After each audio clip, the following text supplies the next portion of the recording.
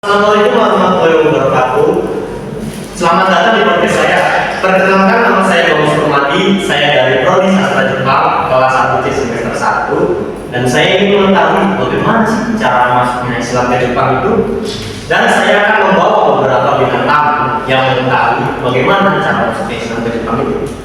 Maka dari itu, saya akan menyambut beberapa bintang tamu itu. Silakan.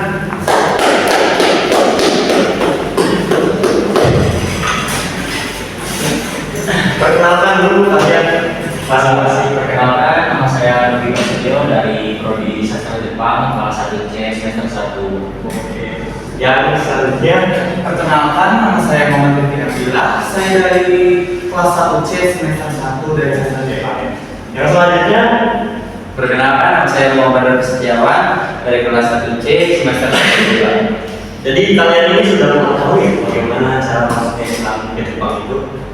Jadi saya ingin memberikan beberapa pertanyaan kalian yang ada di sini.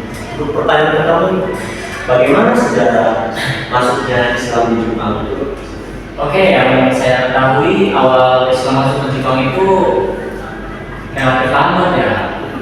Itu awal kontak itu pada abad ke-8 sampai abad ke-19.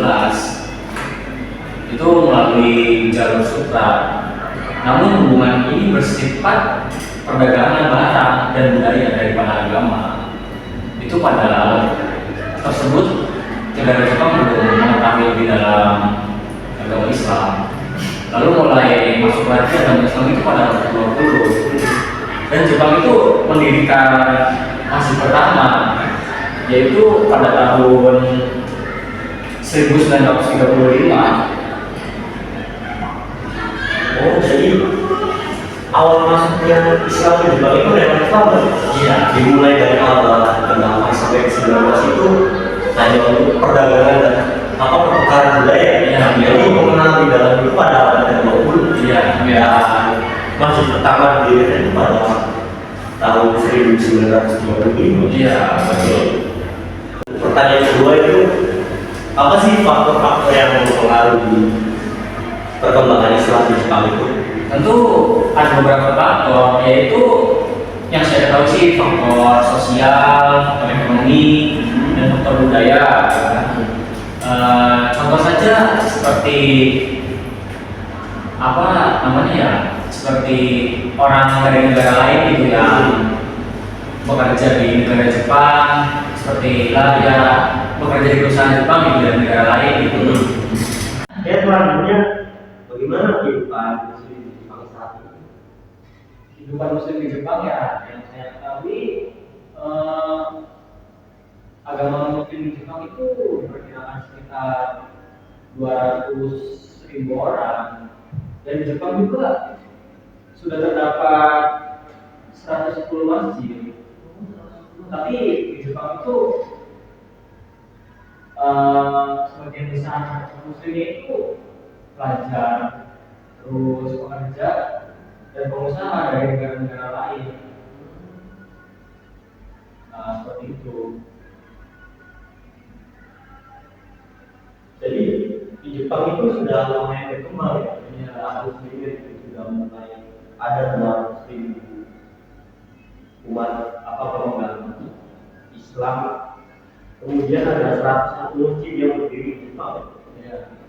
Dan sebagian dari pemegang itu adalah pelajar, pengusaha, dan pekerja. Untuk pertanyaan selanjutnya mau dijawab oleh Ihsan. Peran apa yang dimainkan oleh komunitas Muslim Tiongkok dalam penyebaran Islam di Jepang? Nah, komunitas di Tiongkok itu memiliki peran penting ya, terutama itu pada akhir ke-19 dan ke-20. Nah, itu juga komunitas di Tiongkok itu memiliki kontribusi besar juga dalam penyebaran Islam. Yang pertama itu ada apa yang namanya ya?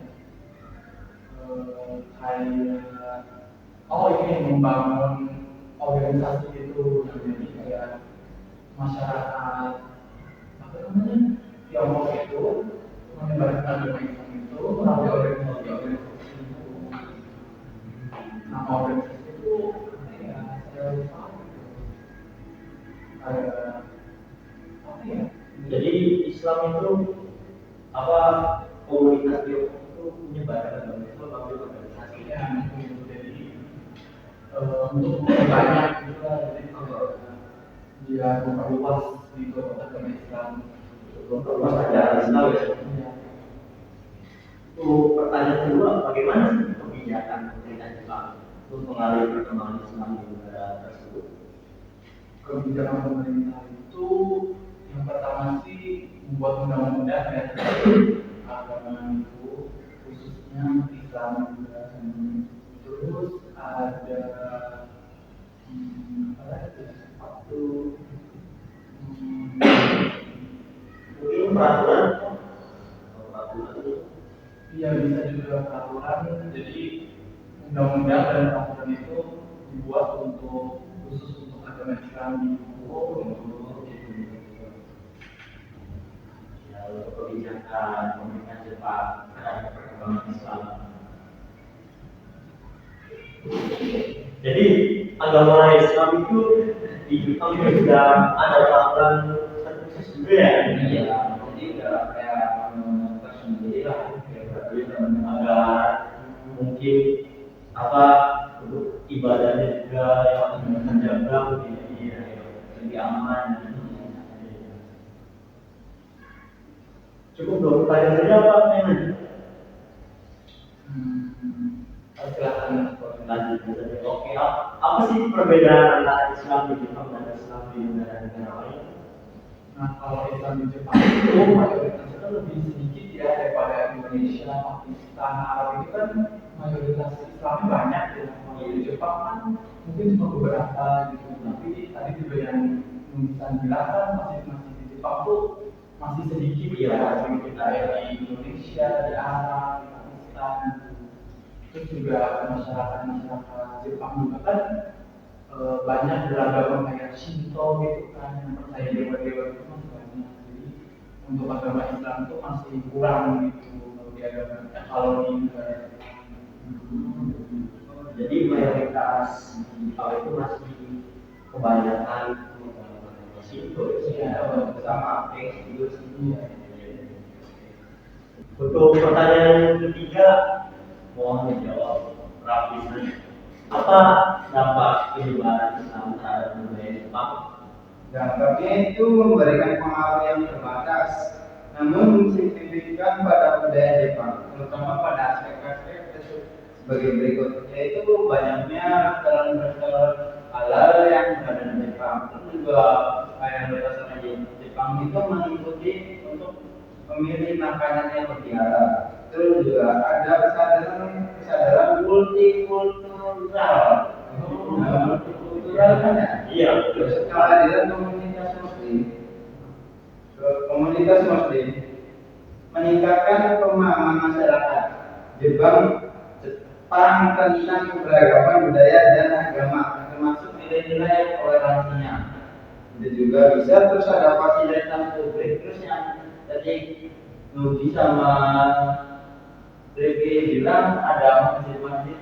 Sekarang kan udah lebih banyak tuh ruang, terus juga kayak ruang ibadah di tempat umum seperti gereja dan pusat pembelajaran. Mulai disediakan yang mencerminkan adaptasi budaya Jepang terhadap kebutuhan muslim tuh, jadi tidak terpenuhi dan lebih enak jadinya.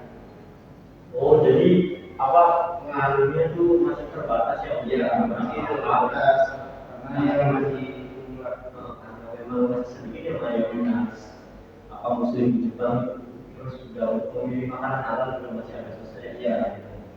Jadi apa, untuk meningkatkan kemajuan toleransi juga ada di sana juga. Kemudian untuk pertanyaan kedua, bagaimana Islam berinteraksi dengan agama lain di Jepang? yaitu ada bisa jadi kayak dibilang tadi yang terakhir tuh, dengan adanya apa namanya sih yang eskul organisasi masyarakat itu bisa tuh. Terus juga ada kolaborasi sosial, beberapa komunitas muslim terlibat dalam kegiatan sosial dan budaya bersama masyarakat Jepang, menciptakan ruang dialog. Jadi itu sering mengobrol kan, lama-lama kan satu sama lain kan mengenal terus ngidangin makanan yang halal. Oh iya kan. Jadi kan nanya dulu, terus kan masih ada suatu kayak rasa pengen tahu tuh, rasa ingin penasaran di Islam tuh, jadi kebanyakan dari itu. Terus juga bisa itu, terus minimnya konflik karena Islam adalah agama minoritas, tidak ada catatan konflik besar antar komunitas muslim dan penganut agama lain di Jepang. Karena agama Islam itu kurang konfliknya tuh, apa namanya, nggak ada kayak musuh, nggak ada peperangan, paling adanya itu di kayak di Israel sama Palestina tuh masih belum selesai itu. Berita dulu juga ada ya Di India, masalah Hindu dan Islam. Berarti di Jepang itu masih di apa Muslim di Jepang itu masih minim juga ya, nggak mungkin ada apa ada yang organisasi juga mungkin ada yang dalam juga di Islam. Pertanyaan selanjutnya itu apa tantangan yang dihadapi oleh komunitas Muslim di Jepang? banyaknya yaitu kekurangannya pemahaman. Banyak masyarakat Jepang masih memiliki pemahaman yang terbatas tentang Islam, sehingga terkadang muncul stereotip negatif. Jadi itu orang Jepang itu masih kayak menganggap orang Islam itu aneh. Jadi kan itu.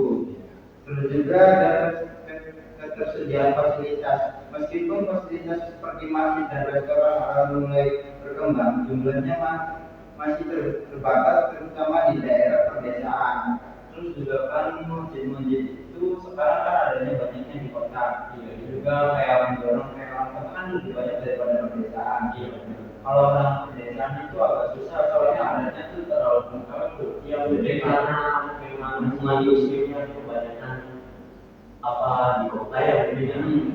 Kalau orang kayak di kampung tuh kayak adanya cuma itu susah di. Oh ya, gitu. Kalau orang kota kan kebanyakan orang asing datang tuh, jadi adanya sih. Dan itu juga ada dari bahasa. Kesulitan bahasa sering menjadi hambatan bagi muslim pendatang dalam berkomunikasi dengan membangun hubungan dengan masyarakat lokal. Bahasa Arab sama bahasa Jepang juga lumayan agak susah buat berinteraksinya tuh, karena bahasa Jepang kan sama bahasa Arab itu berbeda jauh sekali, dan pembacaannya kan agak susah bagi orang Jepang memahaminya lagi. Terus juga ada akses pendidikan agama. Anak-anak Muslim di Jepang memiliki akses terbatas ke pendidikan Islam formal, terutama di luar komunikasi Muslim. Jadi itu anak kecil tuh jadi pendidikan Islamnya tuh kurang, jadi kayak nggak ada gitu di sana, nggak ada di sana lagi. Jadi ya pendidikan agama tapi bukan agama Islam, lebih ke yang lain gitu. Masih belum ya. Iya.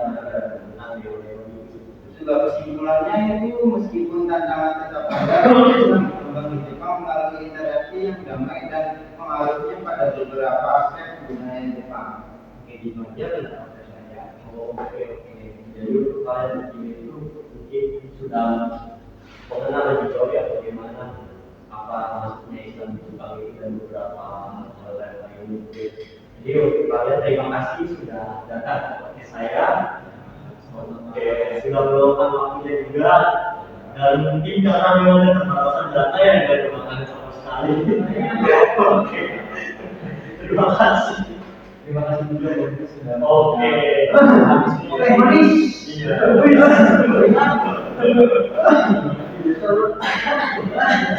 Oke. Nanti kawan-kawan saya beli manis. Tapi pakai gula bibit kok. Terima kasih sudah menonton podcast saya. Mungkin selanjutnya bisa lebih baik lagi mungkin podcastnya ya. Dan mungkin jika kalian masih penasaran dengan masuknya Islam di Jepang, boleh tanyakan ke beberapa bintang tamu yang tadi yang sudah saya undang. Oke, see you next time.